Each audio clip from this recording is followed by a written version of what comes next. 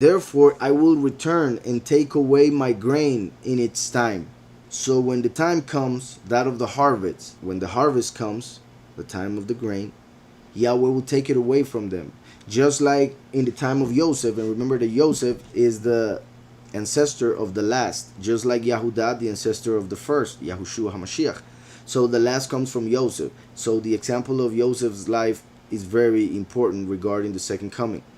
And we see that he was placed as king of Egypt, the kingdom of the world, the main kingdom at the moment, to administer the kingdom pretty much, because he saw that there were 7 years of fat cows and then 7 years of skinny cows.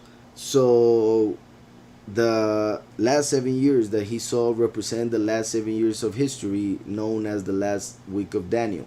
So Joseph comes to prepare the world for those last 7 years, and he's teaching for the first 3.5 years as the ministry of the two witnesses, being Joseph the representation of one of the two witnesses, the witness like Moshe, who teaches the doctrine like Moshe himself. For 3 years and a half, that will be the first 3.5 years of those last 7.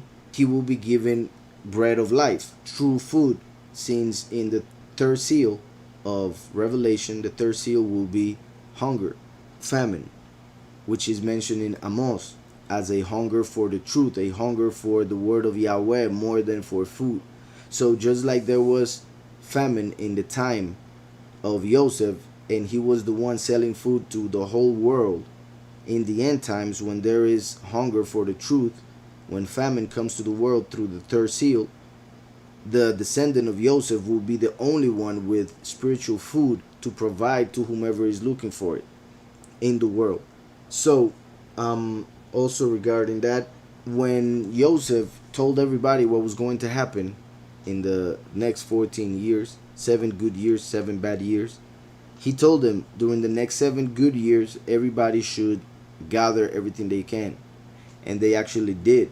But since they were not righteous and they didn't do it exactly the way he told them, their food got bad. So they couldn't eat it when the time came for them to eat it.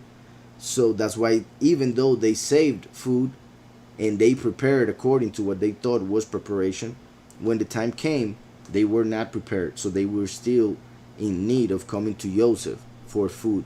And that's what happens with those who are in false doctrines for years, a religion that tells them that they should prepare for the end, but they having ideas about rapture that are wrong. They're having ideas about things that are not right, and therefore their food will not feed them when the time comes. So they will remain hungry. Hope all of that is clear.